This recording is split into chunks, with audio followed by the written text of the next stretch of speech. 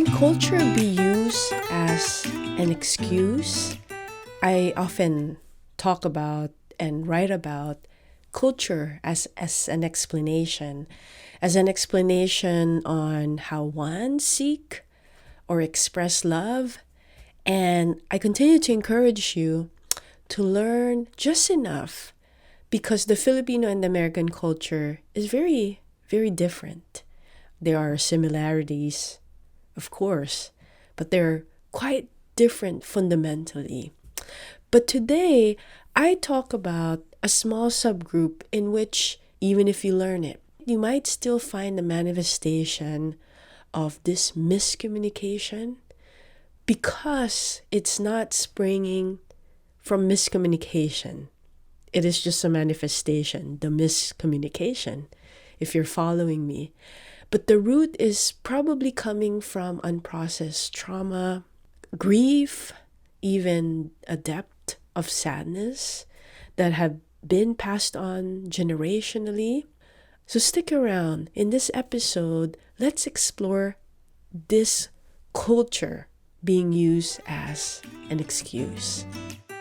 Are Filipinos truly bilingual? We use the same language at home but speak in love languages foreign to each other, together but separated. Kamusta? I'm Roanne, licensed psychotherapist mom, immigrant twice, first generation Pinoy raising my mixed Filipino-American children in America. I found that after visiting 500 Filipino homes, I continue to be a student of the culture. In this podcast, we would be seatmates in this beautiful cultural classroom.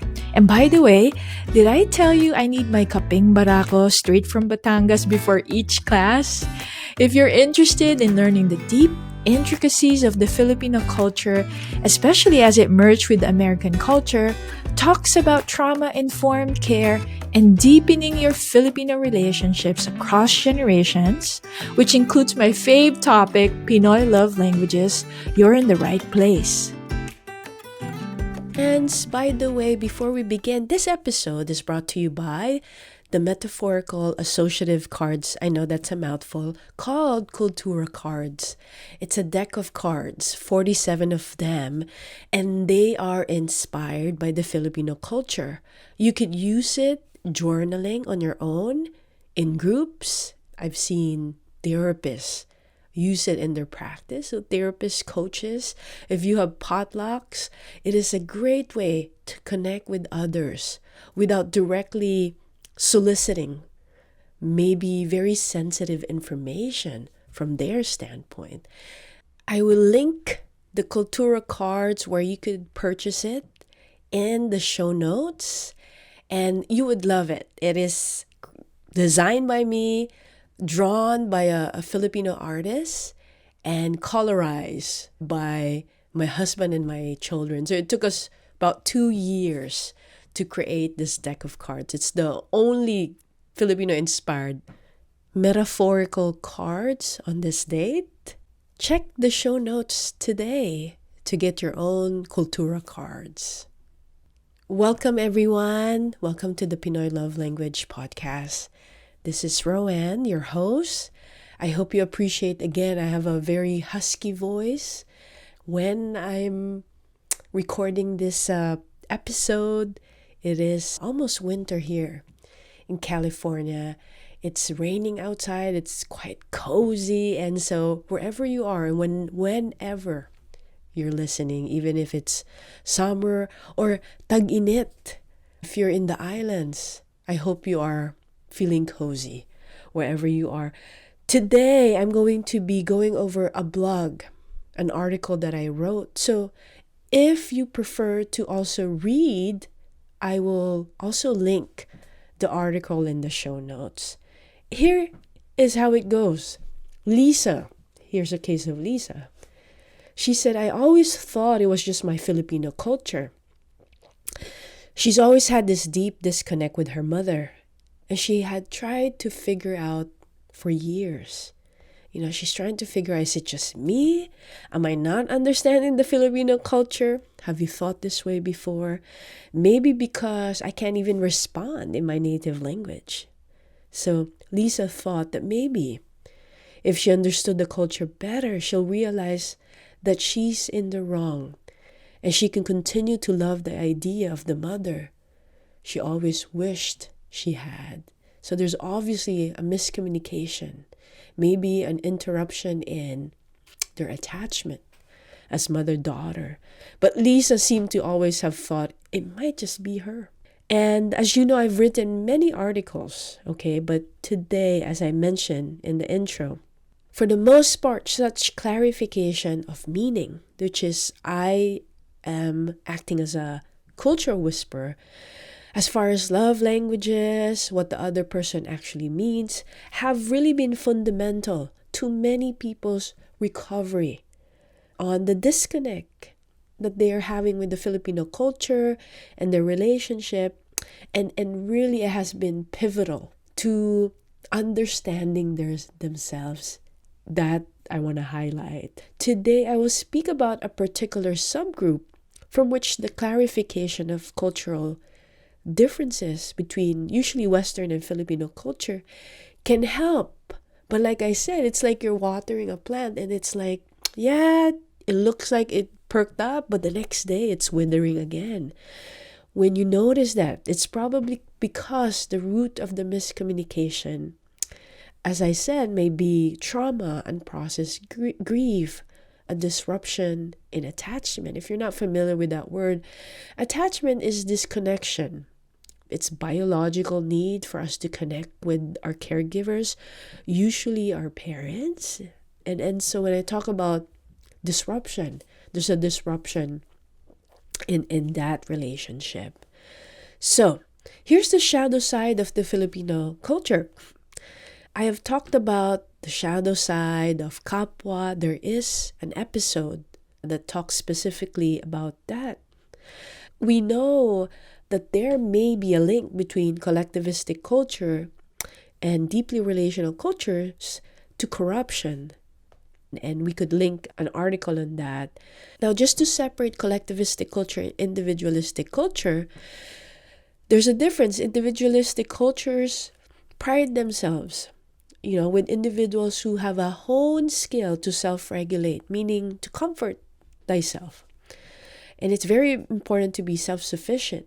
The individualistic culture, can give us some lesson in self-regulation, right? To how to hone that skill. I'm talking about when I say us, the collectivistic culture in general.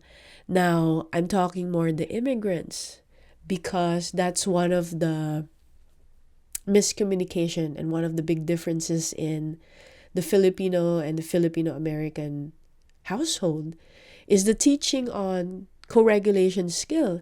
The child learns how to be more self-sufficient because that's how we survive in America. And in the collectivistic culture, you can count more on others to help you soothe each other. Now, on the collectivistic culture, we emphasize interdependence. There's a symbiotic care of exchange. Okay, there's an ecosystem of connection. And I propose that we need both. That I always imagine that there's two trees. You probably heard me say this. That for me, I have this mango tree and then I have this apple tree. And I'm picking the best of both worlds. So I hope you get to that point, because the process might take you where you're just taking the apples and hating on the mango tree, or just the mango tree and hating on the apple. To integrate both is to learn to just take the best of both worlds. So I hope that's what you're getting from listening to me with our work together. Now, any feature in the extreme causes the shadow side of the culture. In extreme individualistic culture, self-regulation, right? Like, oh, I can do it myself. You're so self-reliant. You are a little bit averse to seeking others for comfort, and you easily see that as being codependent. Now, it can be, but that's not always the case. But it's possibly that you wear that lens, that if someone's too close, it almost seems like their sensitivity to being violated. And usually the reaction is to set up rigid boundaries. So in a very individualistic culture, my proposal is not that it's bad or it's wrong, but I'm talking about extreme. When you are so self-sufficient, you could be detached or have an inflated ego. You become very righteous. As you see, anything extreme is unbalanced. And when you have also on the other side very extreme seeking others only for comfort, to self-regulate, to feel good, okay, it may lead to enmeshment. Okay, I know that word may sound very psychological, but that just means there are unclear boundaries and there's a muddied sense of self. Therefore, it can also cause an inflated ego, but from a self-sacrificial and victimhood lens. Okay, now to sparse between culture with personal trauma and grief is quite daunting, but I've attempted in my writing and I'm attempting again as I speak. For culture can be used as a mask, temporary relief. If something hurts too much, all of us might use a mask here and there. When your mother can't explain herself, she can use culture as a gateway to explain that she cannot and is not willing to look at, because for many reasons.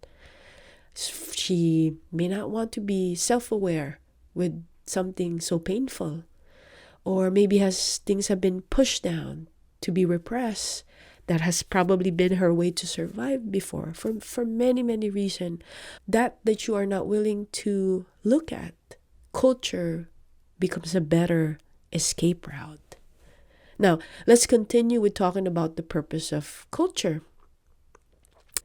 Culture has so many different uses, and I'm aware I would only be able to just share a few here. But the way that we transmit culture is through beginning with oral stories that now has been scribed, written. And so part of telling these stories is that so we could recognize each other for a shared identity. I mean, you could just think about the Philippine flag, and if somebody's driving and they have a Philippine flag, somewhere you would recognize, oh, that's kabayan, that's someone who's Filipino. So for a shared identity, stories also serve like pathways of humanity. Like it tells us norms and rules, and every culture has these types of rules based on many various variables. I think our geographical location really influences that. Our language influences that. Our socio-political history influences that. And so people learn to hone certain skills that they need for their survival. There's a study in London where they were looking at the brains of the taxi driver versus the bus driver. As you know, the bus driver probably don't even have to think about their route. They just following the bus stop day in and day out. But the taxi driver is much more active as far as like looking for routes, where to turn left, if there's traffic, where to find a detour. And they find that their brain, the activation in their brain is very different. And even the structure, which is called the neuroplasticity of the brain. So what I am postulating here is that we create series of habits and that become our behavior based on many variables. What is needed, we hone that. What is not, we don't practice that. So that's part of culture. In the Filipino culture, we read, talking about in the islands, more nuances in language. There's a lot more sensing. And in the American culture, verbalizing is essential. Now, it's traditions, rituals, and ceremonies in many cultures that revive our sensorial experience in regards to what's most valuable to a group of people. For instance, in the Japanese culture, they have a tea ceremony called chanoyu. I might be butchering that. Chanoyu, where they share the tea, and there's this whole ceremony, and the ceremony values the spirit of harmony, respect, purity, and solitude. And it's different in the Filipino culture. When it's Lent, it's a special time for the dramatics of the Filipinos, right? We have the Passion of Christ. Filipinos might visit 7 churches, right? And we say the Stations of the Cross. Of course, not all of us, but talking the masses. We practice this chant we call pabasa continuously Monday to Good Friday. And these are rituals that reignite the Filipino values of faith, persistence during suffering, connection to a higher source. You might wonder why these values are important to us based on many variables, not just colonization. That is simply one factor. Culture also gives humanity a framework so that our shadows, usually negative parts of ourselves, and the light side of our personhood could be contained in a way that we could live together and not be in constant war with each other. It's like being an artist, but having a canvas so that your paint isn't spread out everywhere. When culture does an adequate job, so kind of somewhere in the middle or trying to integrate both, of course, there's no culture that's perfect. Every culture that you love may have some toxic features around them. If its culture is doing an adequate job, gives the artist a canvas, but allows him the freedom to be the type of artist he wants to be. On the opposite end, when we're too rigid in cultural expectation, we dictate to the artist what his art should look like. In loose cultures, this is from the study of Michel Gelfand, okay? In loose cultures, which are cultures who don't usually follow rules strictly, America is one of the highest as far as like the parameter for loose culture. It's usually more individualistic culture. They have less rules to follow, like I mentioned. A canvas is not firmly reinforced. So, in the extreme, imagine this. Anyone can splatter their paint everywhere. They call that maybe freedom. But this gives the artist license to call any splatter of paint his art, even if that was not his original intent, or it travels onto someone else's masterpiece. I'm using that as a metaphor, but I'm showing you that the extreme may not be serving our humanity as well. My proposal is, of course, a culture where the protections of rituals and ceremonies exist, but it allows the individual to be his or her own artist. In the blog version of this topic, culture as an excuse for unprocessed trauma or grief, I have a whole subheading that talks about the cultural shift due to social media. I think that is worthy of a separate episode, so I'm gonna skip that. But if you wanna read it, I am going to, again, as I said, link the blog article in the show notes. Now, is it trauma or my culture? We're gonna take a quick break and continue to explore. Diyan ka lang. Friends, if you are enjoying the content of this Pinoy Love Language podcast, please share with others. Friends, thank you so much for listening. Many of you are listening and then sharing with your tita, your loved ones, your mom. Keep doing that. And it really helps the podcast if you could leave a review, a stellar review, if that speaks to you. All you need to do is go to the show notes and there's a link there to leave a review. Won't you help this podcast so that the message, it's not so much about me, but that the message is shared with others. If you haven't given yourself the gift of Kultura cards, okay, Kultura cards are 47 cards, deck of cards.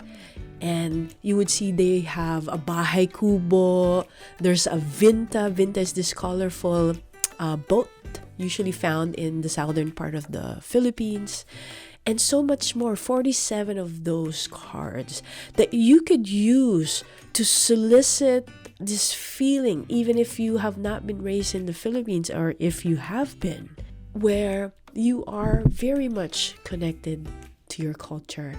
The link to get your own card, this unique card, it will be in the show notes. Welcome back, and thank you for sticking around. So we were talking about, is it trauma or is it my culture? The process, I want you to know, friends, of immigration changes the life force of a person. Imagine uprooting a mango tree to a cooler place where there aren't groves of other mangoes. Instead, there are apple orchards or pine trees. I postulate that Filipinos are generally more co-regulators, where it doesn't mean that we don't know how to comfort ourselves, but we do find much comfort, easier, more ease with someone. And in the process of immigration, the immigrant leaves her emotional resources in the motherland, meaning friends, places, the smell in the morning, okay, comfort, church, and many more. And I know now we have technology, the messenger, what people usually use so that people can connect. Such depletion of emotional resources become less attractive to build up once the immigrant learns to hustle here in America, right? They now have accumulated resources and has something to show for, usually material like car, nice home, a reliable paycheck. So they're like, okay, well, I've hustled enough and I have something to show for. And they sometimes fail to build up this emotional resources, okay, which means the feeling of being connected. And of course, some become successful, especially through church. And when a child arrives, the immigrant gives life to a child, the immigrant is pleased that he has built a home and a future. He works 2 shifts and a side hustle to pay for his fat mortgage. What else could a child wish for, right?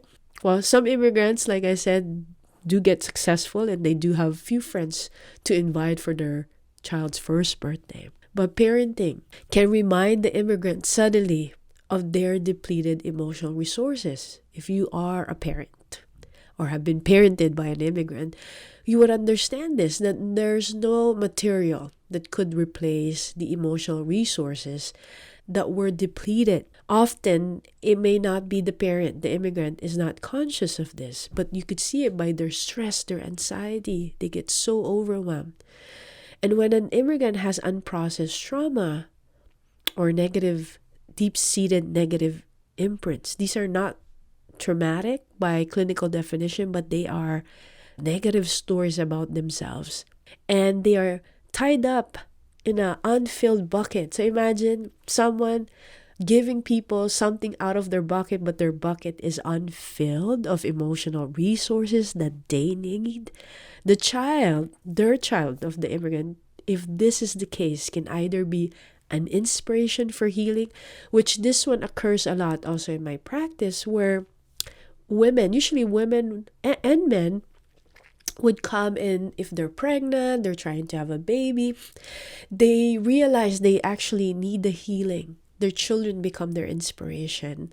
So a child can either be an inspiration for healing or a burden to carry. Again, the child can either be an inspiration for healing or a burden to carry.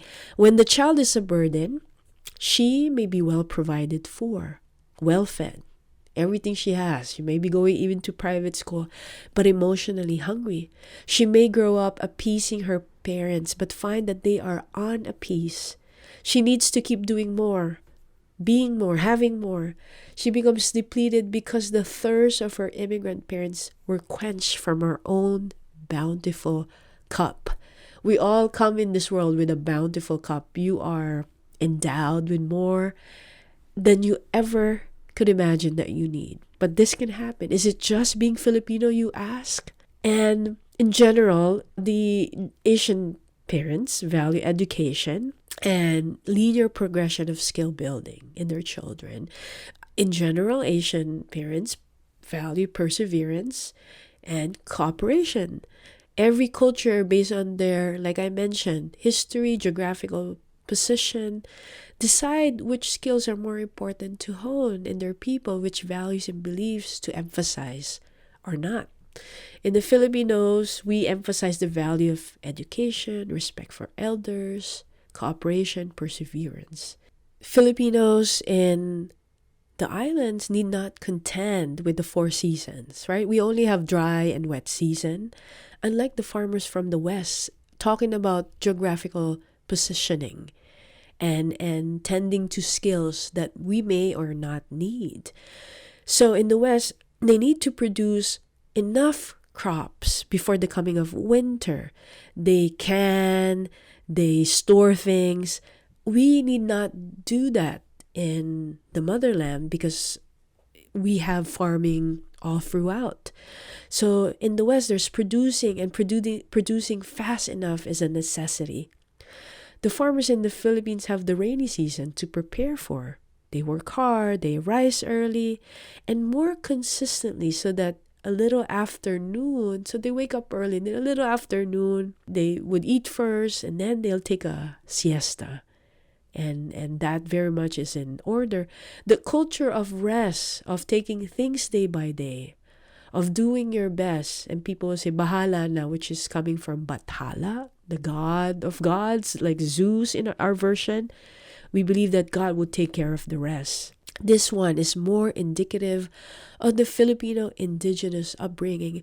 Often I hear in America that the Filipino American will say, oh yeah, because my parents are immigrant, that's why I'm hustling all the time. It's probably true that became their behavior in the first few portion of their lives. But as an immigrant myself, I understand that I used to be working two jobs, right? Just so that I could stabilize myself. But contrary to the immigrant theory that Filipinos hustle and are too focused on their productivity because their immigrant parents did the same and have a high standards to meet, it is not merely the immigrant who brought this to the table, but the asking of the American culture. You should go back to the Philippines. They have a very different practice. Even friends who come into my home, I'm not hustling, but because we don't have house help here, I pretty much do everything like you do. And they're like, just sit down. So it is the combination of the immigrant, the temporary wanting to stabilize, but it's actually the American culture. People might think it's the opposite way, that it's just because of the immigrant, that's their culture. It is actually the American culture, the asking of the American culture, the asking to produce more and quickly because winter scarcity is around the corner. That is embedded in the culture because it's necessary because of geographical location and their history. And for many, many reasons, like the Vikings, for instance, are an expert with building ships because in Scandinavia, in the area before, it's pretty cold. And they would probably farm for their own food, but they don't get to farm a lot. So that's not a skill that is as honed compared to people from the islands, specifically talking about Filipinos in the Philippines. Now, I am realizing that this podcast episode is running beyond the usual. So, friends, I would stop here. I will do a part 2, and in the part 2, I will talk about seeing beyond the mask, because I'm talking about how culture can be used as an excuse. Culture could be a mask that one is wearing when something may be too painful to look at. So I'm going to stop here. I thank you for listening. Go check the part 2 of this episode where I will be talking about seeing beyond the mask, how to know the difference if culture could be used as an explanation or as an excuse For now, friends, thank you so much for spending your time with me. Check out part 2 of the same episode topic. I hope you're well. Sa uulitin. Bye now.